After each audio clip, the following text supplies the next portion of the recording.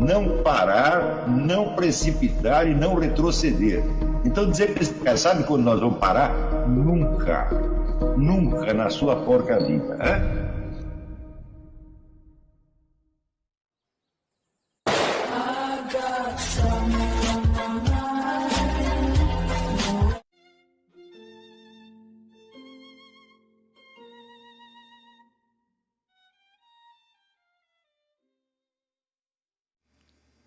E aí pessoal, tranquilo? Então vem aqui antes do vídeo começar, pedir para vocês se inscreverem, quem não for inscrito, compartilhar, curtir, comentar. Quem puder seja membro do canal, que isso ajuda bastante. Tem também o link do Apoia-se. Quem puder ajudar nosso canal e apoiar financeiramente vai ser muito bem-vindo. Mas o mais importante é transmitir o conteúdo e os conhecimentos do professor Olavo de Carvalho para mais e mais brasileiros. Então compartilhe e ajude aí nossa causa. Muito obrigado a todos os membros, apoiadores do canal. Fico muito feliz. Tenho certeza que a gente está no caminho certo. Então fiquem com o vídeo e até mais. Valeu!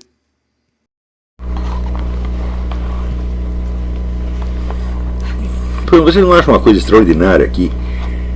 Tantas pessoas têm opinião sobre religião, se elas nunca terem estudado um milagre. Nunca nenhum. Hã?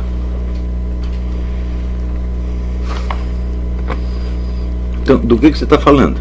Você está falando ideia de Deus, uma doutrina sobre Deus, etc. Ela pode ser discutida, evidentemente.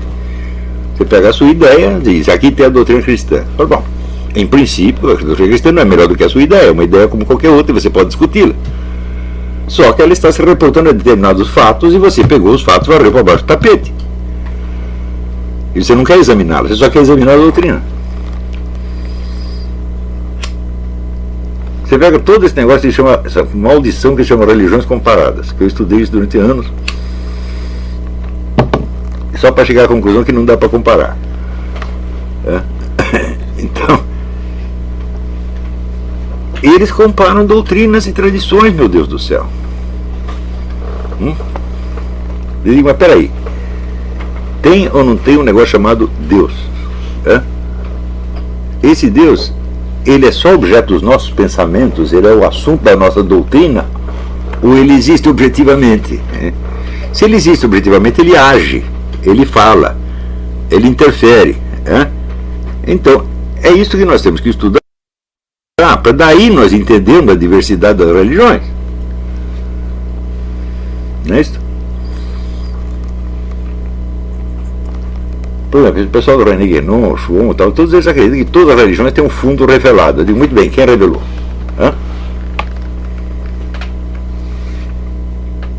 Se você disser, foi o não humano, foi o transcendente, eu digo, tudo isso aí é bolha de sabão, meu filho. Alguém fez. E vamos ver como é que esse alguém age, então. Então, bom, o modo, existem dois modos usuais de Deus agir. Um através da criação e manutenção do cosmos, tá certo? Que é difícil de acompanhar, porque isso é muito longo, está aí faz não sei quanto tempo. E os sinais de Deus que aparecem na natureza são todos embrulhados, de modo que onde às vezes parece ter ordem, às vezes parece ter causa, e é por isso que você não chega a nenhuma conclusão com o negócio do design inteligente. Mas existe a segunda maneira, que são as maneiras excepcionais, os milagres. Então vamos estudar esses milagres, ver como é que funciona isto. Se você começa a estudar uns poucos milagres, fala, se você não é católico, você vira na mesma hora. Não tem jeito, não tem jeito. Você estuda a vida do Padre Pio, diz muito bem, você arruma uma explicação científica. Até está aqui a explicação científica, Deus fez isso. Quer dizer que você escapa enormemente daquela delimitação de fé e conhecimento que fez o Kant, e que as pessoas vestem até hoje como uma camisa de força. Eles não, está essa matéria de fé religiosa. Não, fé religiosa não é isso, meu filho. Fé religiosa é depois que você sabe isso, depois que você tem esse conhecimento, você continuar fiel a esse conhecimento. Não esquecer, não fazer de conta que não sabe. Por exemplo, Judas não sabia que Cristo era o Filho de Deus, que Cristo tinha feito tudo aquilo. Ele sabia. né? Só que ele negou, ele esqueceu. Então isso foi a falta de fé, a falta de confiança em algo que você sabe perfeitamente bem. Né? Quer dizer, quantas vezes nós não negamos aquilo que sabemos? Nós fazemos isso o tempo todo, meu Deus do céu. Né? Uma verdade que nos incomoda, nós apagamos, passamos por subconsciente. Com a religião você faz a mesma coisa. A religião é um conhecimento tão certo quanto qualquer conhecimento científico, se você estudar. Né? Só que depois você está no meio das pessoas rindo da sua cara por causa daquilo e tal, daí você já fica acovardado e começa a negar.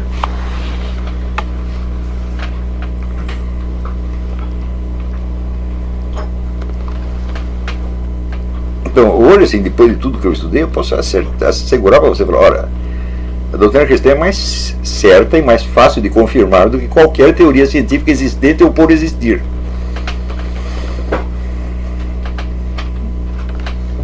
Basta você estudar os milagres e ver como é que funciona.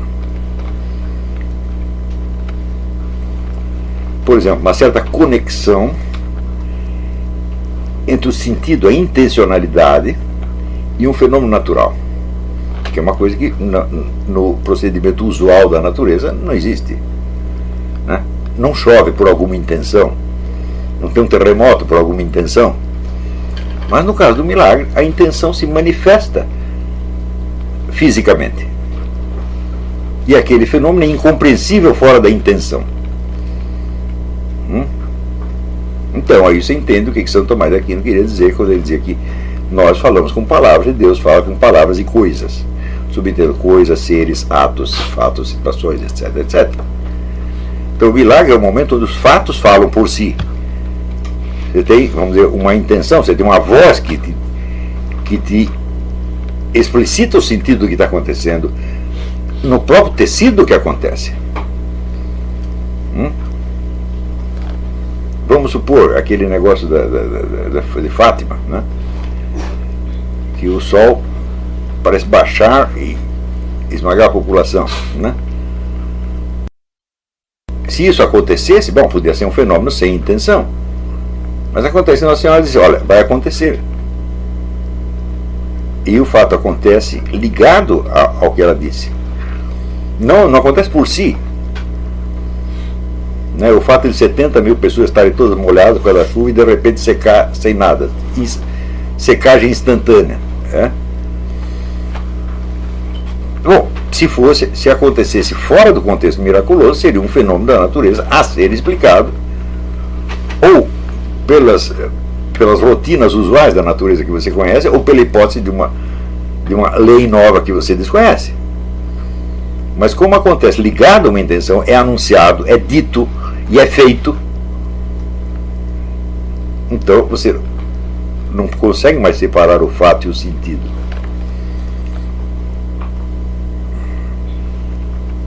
E justamente o milagre acontece nessa conexão.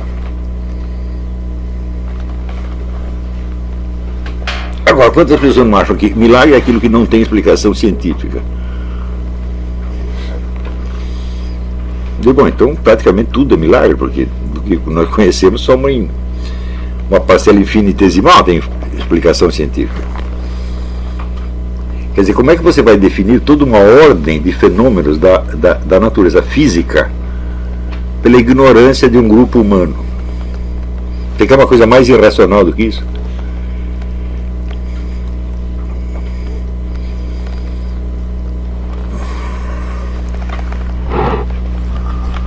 Um outro elemento, isso aí, quer dizer, quando você começa a estudar, vamos dizer, as origens da ciência moderna, e você vê a enorme contribuição que houve ali de elementos esotéricos, ocultistas, etc, etc, que já vinham com uma camuflagem, tá certo?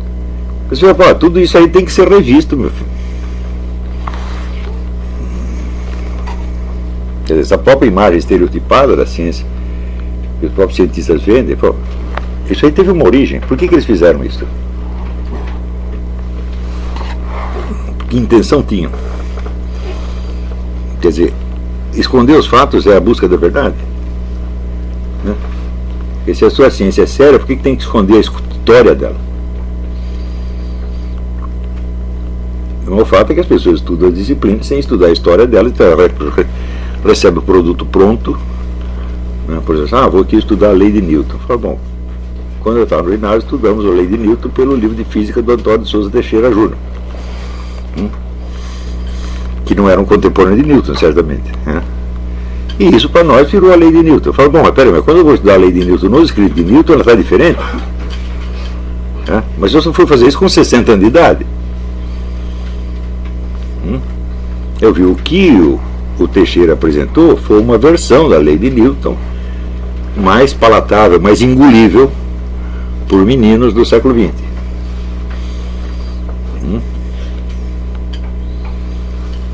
Não é quando você pega lá o princípio matemático da filosofia natural, vamos ler essa porcaria, vai dar um trabalho miserável, mas vamos ver o que ele estava tentando fazer. Você vê que é completamente diferente. E, sob certos aspectos, absolutamente inaceitável em termos da ciência atual.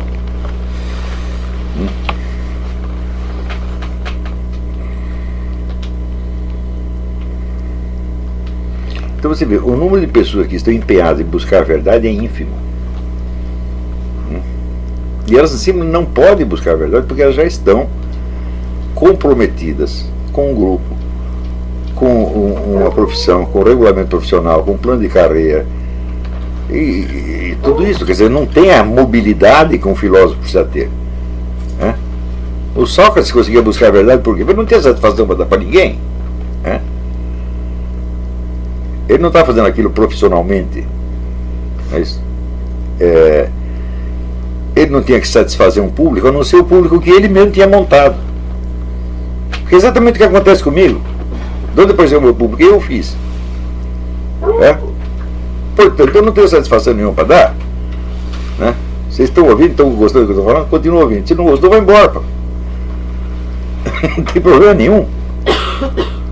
Agora, e se eu estou na universidade, eu tenho que agradar meu chefe de departamento, e preciso de uma verba para pesquisa, etc. Bom, aí dançou.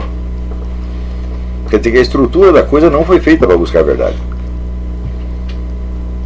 Ela tem lá sua utilidade, tá certo?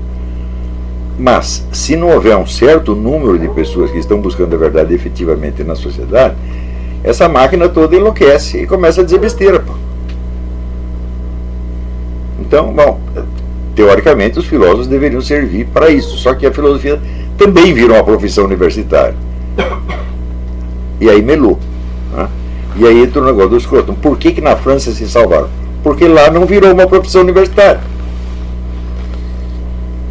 Tá entendendo? Lá os negros têm as suas ideias e eles apresentam para o público e tem que aguentar as porradas de onde vier.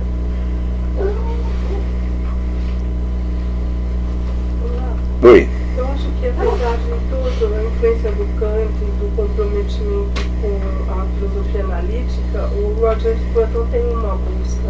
Sim, mas veja qual foi o começo da formação do Scruton. O primeiro interesse da vida dele foi de ordem literária. Ele ficava lendo poesia, romance, essa coisa toda. Então ele tem a sensibilidade no artista e a capacidade que o artista tem de perceber coisas que vão para além do seu quadro de referência, do quadro de referência que ele domina. Então ele tem também, vamos dizer, a busca da expressão. Ele tem genuína, tá certo? Ele tem tudo isso. Mas você vê que o Scruton é um homem de duas cabeças, né? Não é isso? E, vamos dizer, a solução que ele dá ao problema não é uma solução. Ele continua com uma dualidade, né? São dois.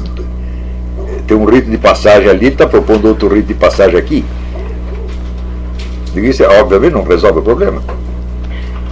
Mesmo porque o rito de passagem, eu já expliquei nas aulas aí, falo, bom, o rito de passagem é somente um rito de agregação numa comunidade. Mas qualquer quadrilha de narcotraficantes tem um rito de passagem. Não é isso? Qualquer seita demoníaca tem um rito de passagem. A máfia tem um rito de passagem. Ou seja, você é obrigado a fazer algo que te integra no meio, ou seja, que te compromete com os outros do meio e te diferencia do pessoal de fora. Por exemplo, você é da máfia, bom, você vai ter que matar um cara que ele vai mandar matar. Se você não aguentar matar, bom, você não é um dos nossos, você ficou de fora. A partir da hora que matou, bom, nós sabemos que foi você que matou, nós temos você na nossa mão, então você está aqui, nós não vamos te entregar. Por quê? Porque você é um dos nossos. Tudo isso é um rito de passagem. É isso. Mas é o tal negócio. Esses ritos são apenas ritos de agregação, ou eles têm uma função iniciática ou contra-iniciática, como diria o Guinon? Em que medida essa agregação é apenas um fenômeno sociológico? Tem alguns casos que é, e tem outros casos onde não é, onde você tem um comprometimento divino ou demoníaco. Então, vamos dizer, a comunidade na qual você integrou, ela se integrou, ela vai muito além dos seus membros vivos.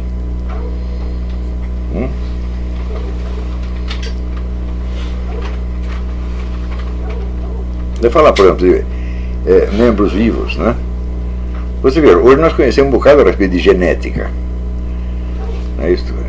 Então, se você estudou genética, você deve saber que um ato sexual é uma coisa que prolonga uma herança genética que vem desde o tempo do homem neandertal, de Adão e Eva. Quer dizer, é um negócio gravíssimo se você pensar bem. Não é isso? Mas, quando as pessoas fazem sexo, elas lembram disso? Não. Porque você usa uma camisinha. E não tem mais contato profundo, contato bioquímico com ninguém. Você tem somente o contato epidérmico. E você ainda chama isso de sexo. Eu digo, mas isso não é sexo. Isso é uma sensação parecida com o sexo. Só que se as pessoas são treinadas nisso, daqui a pouco elas perdem a noção do que é o sexo. Elas pensam que o sexo é só a sensação. Falam, mas isso não é sexo, é o sexo abstrato. Não é o sexo na sua presença física, você está entendendo?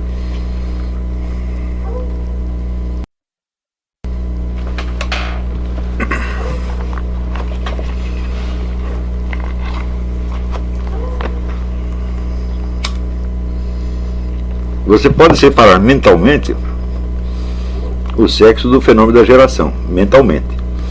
E você pode separar fisicamente através de uma camisinha ou de um anticoncepcional. Tá certo? Mas você tem que reconhecer que aí já não é o fenômeno inteiro. É um recorte que você fez. É uma abstração, portanto. E se você se acostuma com a ideia de que esta coisa abstrata é a realidade, você já está vivendo dentro de um mundo de plástico, meu Deus do céu.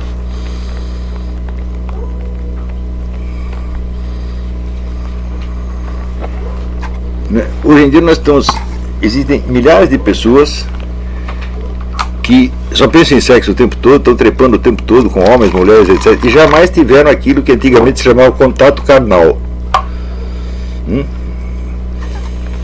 Só tem contato através de uma película de borracha. Nunca a carne dele tocou o interior da carne da parceira. Nunca. Em que mundo vive esse cara? É um mundo, um simulacro. Se ele, bom, usar que eu ia assim, mas pelo menos uma vez ele tivesse experimentado e alguma coisa acontecesse, bom, então ele tem uma ideia do que ele não está fazendo agora, do que ele já fez e do que ele não está fazendo. E assim por diante, né? Quer dizer, pessoas, vamos dizer, que têm uma vivência da realidade amputada dos seus elementos fundamentais e circunscrita a, vamos dizer, um recorte criado pela técnica ou pela sociedade, elas estão profundamente desaparelhadas para estudar filosofia, por exemplo. Quer dizer, a experiência da presença se tornou inacessível para elas. Elas vivem dentro de um mundo que outros seres humanos criaram para elas. Não é um mundo tal como existe aqui há não sei quantos milênios, né? É um mundo, é um teatro. Então a primeira coisa para fazer, você quer estudar filosofia, bom, vamos estourar o teatro e sair para o mundo de verdade, né?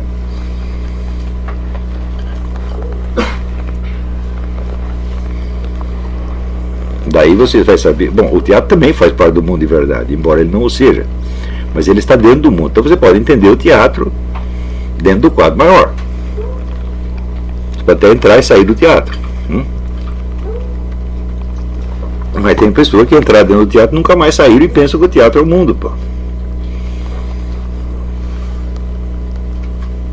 Agora, o que fazer com um garoto que com 17, 18 anos entra numa universidade, né, e vão lá meter filosofia analítica e Kant na cabeça dele?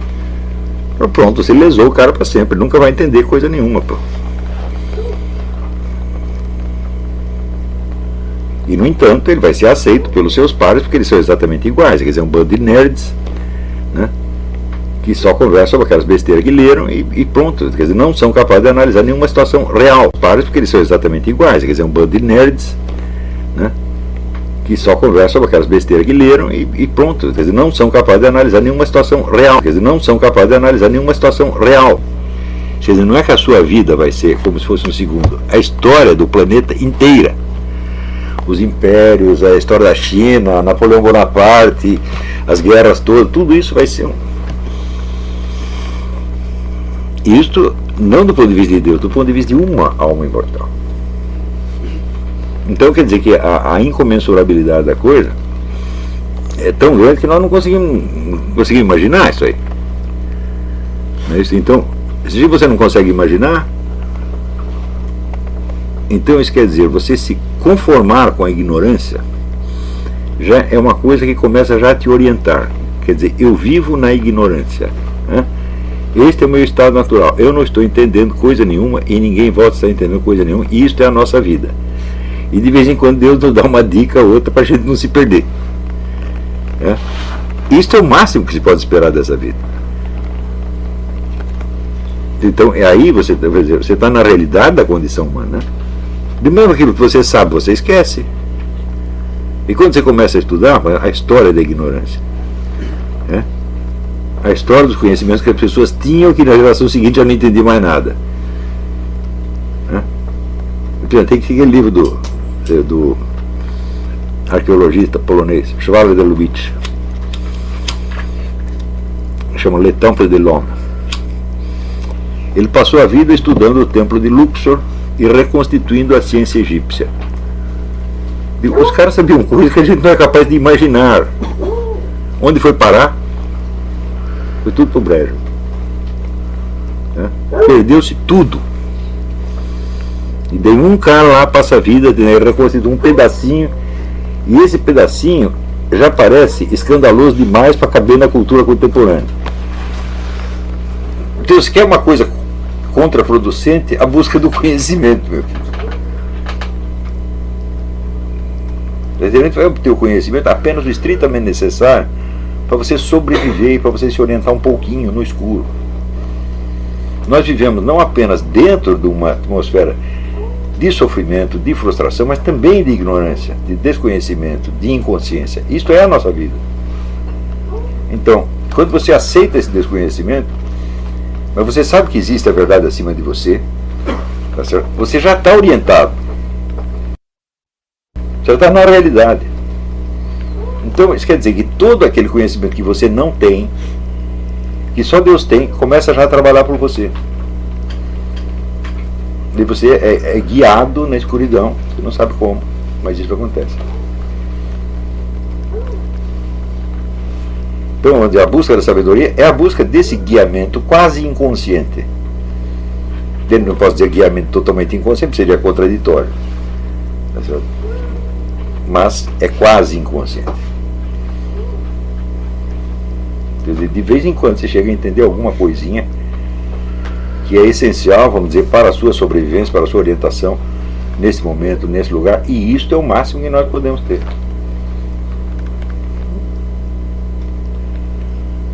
Quanto você, mas por que Deus permite? Eu sempre achei essa pergunta totalmente ociosa. Sempre achei. O tempo que gastaram com essa questão, quer dizer, você vai justificar então Deus em função deste mundo aqui. Bom, em primeiro lugar, a criação não pode ser tão perfeita quanto Deus. Então, de cara, né, você já tem um coeficiente de absurdo e de erro no mundo pelo simples fato dele ser o mundo.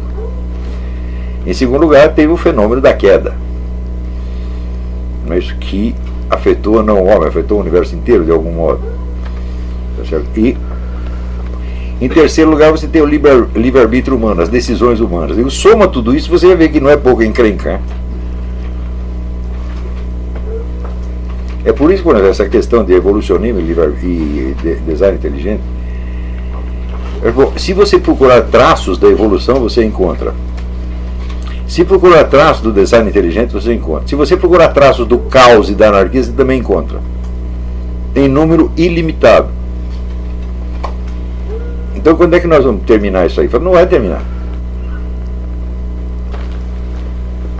Sobretudo se você disser que bom, deve haver uma ordem no conjunto e um propósito final na história, etc. Eu digo, por quê? Se Deus vai tirar você daqui e botar você na eternidade, por que ele tem que botar algum sentido no que está acontecendo aqui? Se o único sentido já é esse, tirar você daqui e botar na eternidade. Então isso aqui pode perfeitamente ser um caos. É isso, até Santo Agostinho, só a história da salvação faz sentido. A história terrestre não faz sentido algum. Existem sequências de acontecimentos onde você observa uma causa operandi que ali faz sentido dentro daquele universo limitado, dentro daquele campo limitado. Mas se você quer, vamos dizer, uma interpretação inteira da história, para você captar o sentido da história, você já está doido. Primeiro, que a história na sua totalidade não é abarcável por um olhar humano. Não é isso? Se vamos supor que você faça uma perspectiva limitada e tente abranger 10, 20, 15 civilizações, bom, você vai abrangê-la em traços muito gerais, não é isso? Que, sobretudo, vão aparecer pela comparação com outros. Mas a civilização chinesa não era o que era por comparação com a outra, ela era o que era por conta dela mesma, sem a comparação. Não é isso? Então, o simples fato de você querer abranger a história num único olhar já é inteiramente utópico.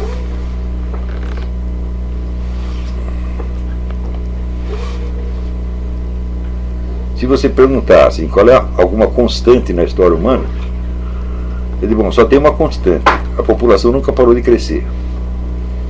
Tem algumas outras coisas que decorrem disso aí. Então, por exemplo, as intercomunicações entre sociedades nunca pararam de crescer.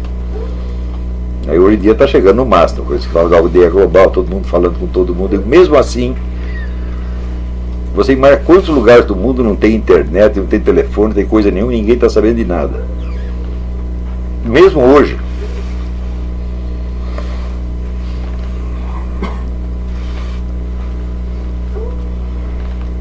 Agora, toda hora aparece gente aí, né, prevendo o curso da história da humanidade, prevendo o fim do mundo.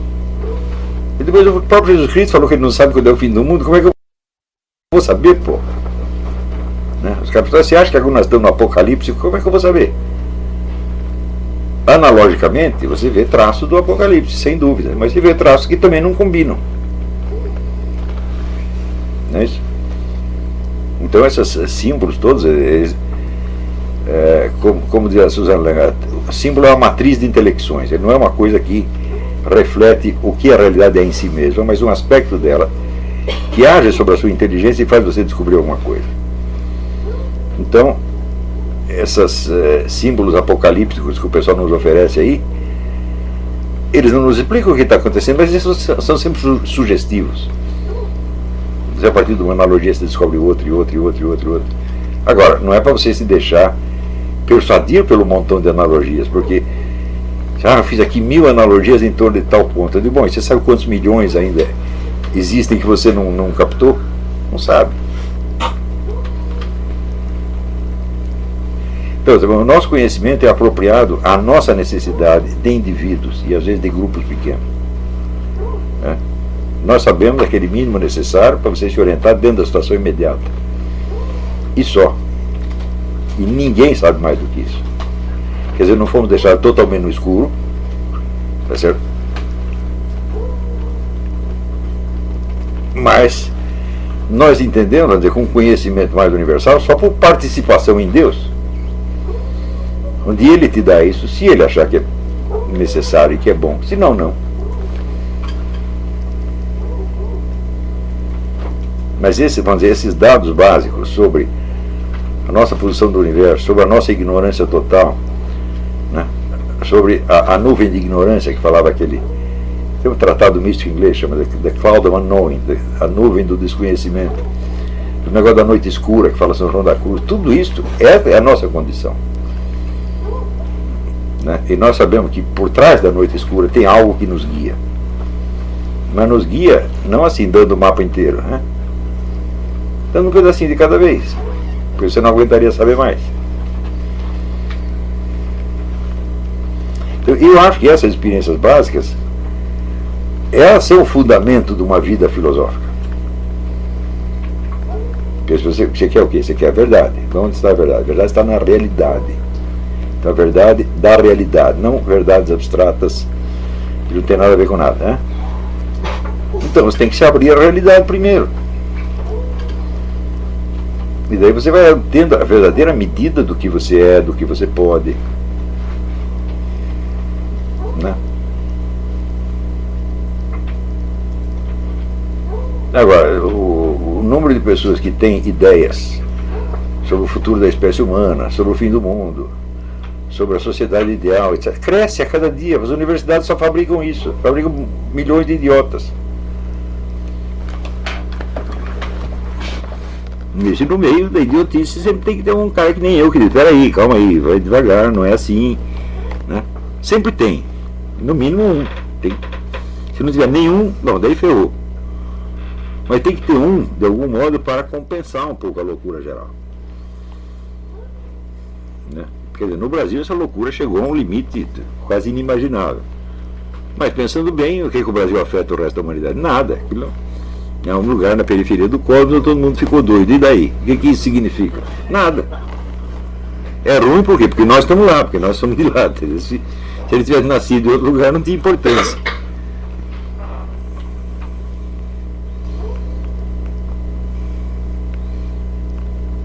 Então, bom, eu acho que o essencial do diagnóstico do Scruton é a diferença entre a França e o meio anglo-saxônico com uma vida intelectual extra-universitária e universitária. Isso aí é batata, ele tem que estar montado na razão, tá certo? Mas a questão do rito de passagem é mais complicado do que ele está dizendo, né? E não acho que não acho que seja possível você diagnosticar esta coisa sem você chegar ao problema propriamente espiritual que está envolvido aí.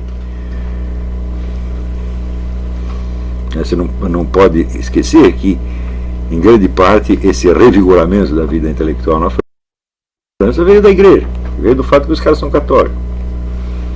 E a França nunca perdeu isso. A França é um país onde você, às 3 horas da tarde, da terça-feira, você vai na igreja, está cheio. A França não mudou muito nesse aspecto, né?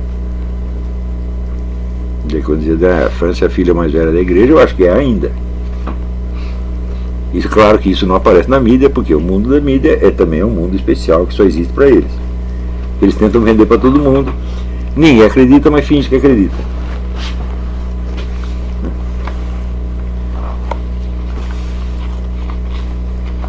Eu nunca vi um jornal como Le Monde ou outro mencionar essa persistência do catolicismo na França. Eu nunca vi ninguém falar disso.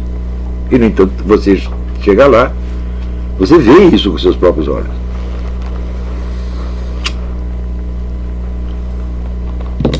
Por outro lado, por exemplo, quando eu comecei a descobrir o movimento de ideias no catolicismo francês, eu fiquei impressionado, porque aquilo era um oceano, não acabava mais, né? Eu falei, bom, você nunca vai ouvir falar desses autores aqui no meio universitário americano. Lá ninguém sabe que isso existe, né? Eu digo, mas se você está vendo que existe, que as pessoas estão falando isso, então, para você entender mais ou menos o que pode acontecer na França nas próximas décadas, você vai ter que levar isso em conta. Senão você vai errar sempre. Quando teve esse crescimento do Front Nacional na França, para todo mundo aqui isso foi um susto. Eu, 10 anos atrás, falei, isso é inevitável, é claro que vai acontecer. Do mesmo modo que você prevê o crescimento do PT no Brasil, você prevê o crescimento do Front Nacional na França. Partindo do quê? Do que os caras estão dizendo que vão fazer. Se um lado está dizendo que vai fazer tal e qual coisa, e o outro nem sabe, meu filho, então eles vão fazer e ninguém vai parar. Ninguém dete, como diz o Google. Agora, se houver, vamos dizer, um confronto, que esses caras têm esse plano, o outro lado está sabendo disso e quer parar o plano, bom, aí complica o negócio, aí você tem um jogo de força. Mas quando não há jogo de força, só tem um jogador em campo, a proibição é a coisa mais fácil do mundo. Mas se você pegar assim, bom, o que a esquerda francesa tem produzido em termos de ideias, etc., nos últimos 10, 20 anos? Nada, zero. E o pessoal da direita é uma ideia atrás da outra. Também sai besteira no meio, é claro. Mas eles não param de pensar. Então esse aqui ele vai ocupar o espaço. Também no Brasil, se você pensar, bom, a produção intelectual da esquerda acabou. Você não tem líderes intelectuais. Então eles não têm novas ideias. Eles vão só repetir os velhos discursos. E isso acaba enchendo o saco. Daqui a pouco ninguém mais quer saber desse negócio. Então, um crescimento ideológico da direita no Brasil é inevitável. Agora, se isto vai se transformar numa mudança do esquema de poder ou não, falo, bom, aí depende, nós não sabemos. Mas também, vamos dizer, eu não pretendo dirigir o curso das coisas, né? Eu estou dando só algumas sugestões aí. E a minha esfera de ação seria propriamente cultural, ideológica, etc., não política. Não posso entrar nisso aí, não dá, a cabeça tem limites, né?